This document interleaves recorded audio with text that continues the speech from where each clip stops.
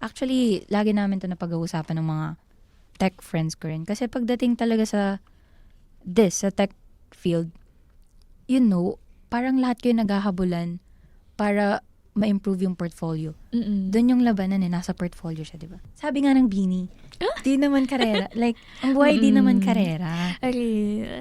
Kasi hindi naman tayo nag-grow ng sabay-sabay. We grow on our own pace, di ba? Yes, So, tama ka dyan. if nasa taas na sila, maaabot mo din yan.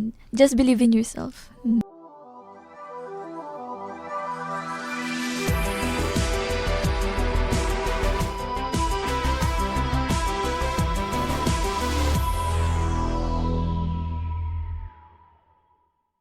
Welcome guys, we are here sa Kaka Computer. Ayun, so for today's topic, we have here navigating IT as a student. So we'll be tackling their challenges and opportunities. And we have here Jory. Hi ka nga muna dyan, Jory. Hello, guys. Ayan, that's our IT for today. She's a current IT student, guys, who is actively navigating their tech education and career path. Ayan, so we have first question sa'yo, Miss IT. Ayan, what inspired you to pursue a career in IT? And how has your experience been ba so far? So, in terms of inspiration or motivation, actually, I grew up in a family full of IT people. Alam mo yun? Sumusunod ka sa yapak nila. Yes. Lumaki ako na updated sa tech kasi lahat sila may laptop agad. Alam mo yung mga bagong cellphone, like from dipindot, tapos naging to touchscreen. To smartphones. Yes. I was updated because of them. So technically, I grew up knowing tech all my life. And I was expected to follow their steps.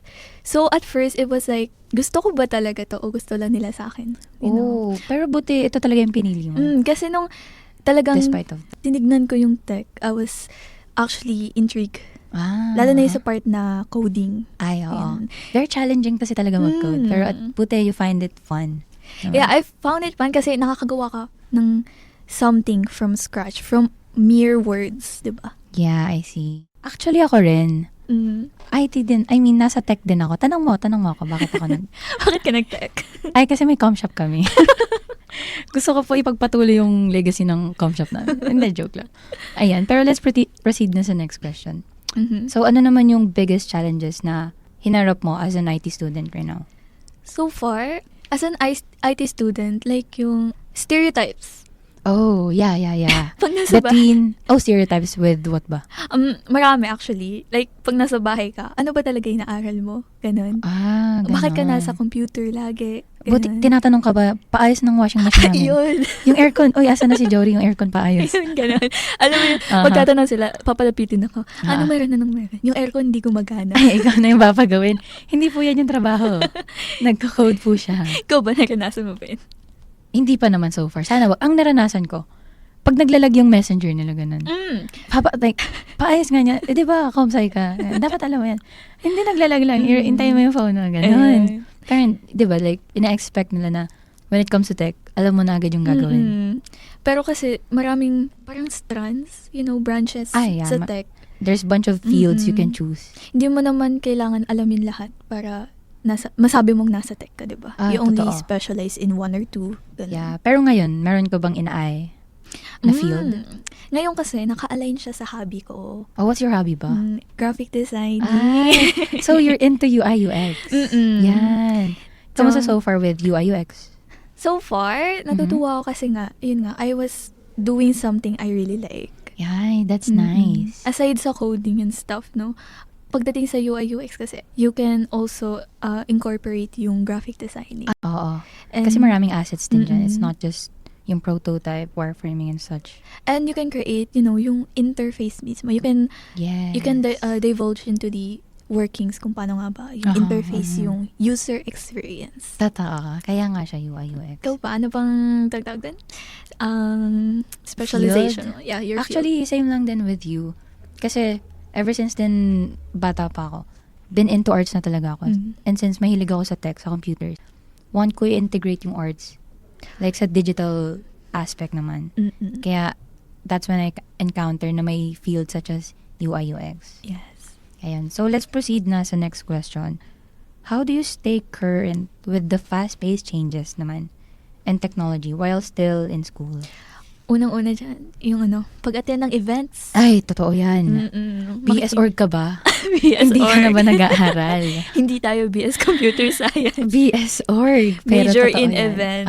Totoo yan.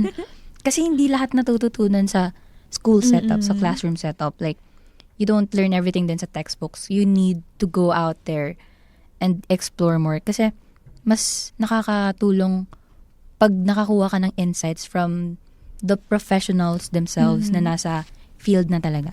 Like Whether yung it's corporate or startup. volunteering, right? Yeah, even that. Oo. You'll get actual experience of volunteering while still being in school. Yan. I had like this opportunity to volunteer. And it was possible kasi nga, sumasali ako sa mga organizations. So, yeah. as a student, we highly encourage you to join organizations as much as guys. possible. While you're still in college, Lalo na kung first year to second year. yeah, join tech orgs kasi you learn a lot sa mga community na yun, sa mga people na nandun. You'll get to connect and for sure, sila yung makakasama mo once nandun na kayo sa professional world. Ayun. Okay, so that's it for our third question. So, nabanggit ka nga, diba? Yeah. Orgs, volunteering. Yes, yun. Events, Mm-mm. networking, yun mostly yung makaka-help sa inyo. So, for this we'd like to Yes. thank our sponsors for Yeah. their support in making this podcast possible. And who is our sponsor nga ba? Yes, we have AWS User Group Philippines. And we'd like to shout out din lahat ng AWS Cloud Clubs here sa Philippines. They're doing such a great job, right? Sa For- pag-establish ng iba't ibang chapters sa iba't ibang universities. For spreading tech in student communities. Yeah, sa colleges. That's nice. So, with that, we also like to encourage everyone to join us sa September 21 to 22. Yeah, to 22. We have AWS Community Day Philippines Yes. 2024. We actually had one last year, right? Yes, last year. Yeah, for sure it's such a big event in this year. Kaya we encourage you guys to buy your tickets na nasa Facebook page lang siya. Just search AWS Community Day Philippines 2024 and you can find there the link for the tickets and go grab yours. And guys, if you are a student na nakikinig ngayon or if you know someone who is, ayun, subscribe na kayo and share this episode kasi this will be very helpful not just for tech students out there but of course for students who are still in college and trying to navigate what kinds of careers you are into. And especially if you're into tech, this will be really helpful for you. Ayan. So, balik tayo sa tanungan session, Miss Jory. Let's go. Ito. What concerns do you have about transitioning from student life to a full-time IT career? Ang masasabi ko dyan is yung comfort zone, no? Kasi pag nasa student life ka pa lang, you have your own time to do tasks like coding. Especially. Oo. Alam mo sa bahay, pag nagko-code ako, kailangan tatlong unan sa likod. Sobrang komportable ka Comfy talaga. Long sleeves. Actually, ganyan nga yung typical kapag nakakita ka ng tech sa internet na nakapajamas lang. Totoo diba? siya, guys. So, ganito po talaga yung mga nasa tech. Mga nerd, mga pambahay-pambahay lang. Sa Yeah. gabi na gumagawa. Night owl. Ayan, mga night owls. Ang problema, hindi naman night owls ang workspaces, di ba? Yeah, pagdating mo sa actual companies. So, Corporate attire. Yeah, tas swivel chairs. Yes. Tables. Walang kama. Yung nakahiga ka nagko-code. Hindi na kataas pa ganun. mo. Hindi na ganun. So, yun yung struggle for you. I love that. Parang kailangan ikaw yung maging CEO ng company. Gawa ka startup, tapos lahat ng naka-massage chair. Ay, gusto ko yan. Pwede ba mag-apply dyan? Ay, saka na. Sige. Kukontak kita. Pero besides that, do you still have any other, struggles kapag magta-transition? Basically, that's it pa. I think that's it lang naman for me. Kasi alam ko, I was groomed to be someone na ready sa working job. Kasi nga, di ba, I grew up with people working in tech. So I know what they're doing, what to expect. Even yung sa interviews, they're always interviewing me para malaman kung kaya ko ba talagang harapin yung full-time IT job. Yan. Okay, I see. Pero ayun, sige, let's proceed sa next question natin. Eto, how do you handle the pressure to succeed in such a competitive field? Actually here, di ba? Actually, lagi namin to na pag-uusapan ng mga tech friends ko rin. Kasi pagdating talaga sa sa tech field, parang lahat kayo naghahabulan para ma-improve yung portfolio. Doon yung labanan nasa portfolio siya, di ba? So how do you handle that pressure? Like everyone of your peers, super active. So always yung iba may part-time jobs, full-time jobs. They are earning 6 digits. And imagine, Yes. you're Grabe. still just studying coding. Gooey, Gooey. OOP. OOP. Ganun pa lang. But the others, ayun. How do you handle that kapag nakikita mo sila na ganun na yung na-reach nila when in fact ikaw andun pa lang?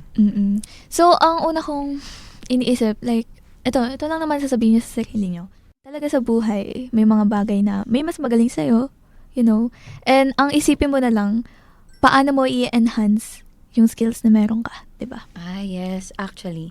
And may kanya-kanya tayong facing eh. Mm-mm. Diba? Hindi naman, sabi nga ng Beanie, di naman karera. Like, ang buhay di naman karera. Okay. Kasi, hindi naman tayo nag-grow ng sabay-sabay. We grow on our own pace, diba? Yes, So, tama ka dyan. if nasa taas na sila, maaabot mo din yan. Just believe in yourself. True. Take one step at a time. Huwag mong biglain sarili mo. Ganun din ginagawa ko naman ngayon. Parang, gusto ko din maging katulad niya. Na magaling sa Figma, magaling sa front-end, back-end, ganun. Mayroon ng background sa self-dev, Yeah. or data science, ganun. Para makuha ko yun, what did they go through, diba? Kasi lahat naman sila dumaan din dun sa dadaanan natin. So, kung gusto talaga natin mag-upskill, why not ask them instead, diba? Actually, Let's not totoo be yan. envy, or Yeah, let's towards not, them. You can actually seek advice from them. wag mong i-villainize yung magaling. Kasi Tama. dumaan din naman sila sa paghihirap. So, kung ano pinagdaanan nila, then go for it. Ask them. Ask them for Yeah. help. So, yun. Actually, that's a very good answer. And here sa tech world naman, marami namang mentors dyan that you can, reach out to. Right now, we have a lot of mentors sa AWS community that we are reaching out for some help, for some pieces of advice. Ayun, super helpful din nila. Like, they help you navigate talaga what's currently happening sa tech industry. And ito naman, what advice would you give to other students who are just starting their IT journey? Unang-una, tanongin mo sa sarili mo. Gusto mo ba tayo? Ayan, tama yan, di ba? Kasi ilang years yan, parang whole life, yan na yung path mo. Like, for ITCS, mga 4 years yan din. 4 years yan Yes. ang paghihirap. May thesis yan between 3rd to 4th year. Projects. Yes, OJT and stuff. So, kung sure ka ba talaga mag-IT ka, then go for it. Find peers that you can actually work with. Yes. That you can actually grow with, diba? Yung same ba yung goal nyo sa buhay? Yeah, and interest din. As long as it aligns with yours, ganun. Nung ka sasamahan ka sa thesis, hindi yung magluluto lang ng oo. pansit canton. Yung bahay ko na, dito na tayo sa bahay namin. sagot ko. Yung kumot nyo, unan nyo, ako na. Kayo nagawa dyan. Baka pati laptop. Laptop ko na rin gamitin nyo, guys. Yes. So, ayun, para sa mga freshie dyan, sure na ba kayo dyan? Kung sure na kayo, go nyo na yan, ma-enjoy nyo rin yan along the way. Kasi, it's not just about, quizzes, reportings, like anything ACAD stuff. Remember na may maraming extracurricular dyan. Saka, di naman namin kayo tinatakot, Yeah. Actually, kami nag-enjoy kami right now eh. We're enjoying life right Yes, now. we are enjoying the Alam mo yung IT patong-patong, world. ACADS, or part-time interns. But still, Napagsasabay mo yan, nadjuggle mo all at the kasi same gusto time. mo yung ginagawa mo. Yun ang naman yung mahalaga. Kung gusto mo, go for it. Yeah, as long as guys, you love what you are doing, you'll surely excel in it. Yes.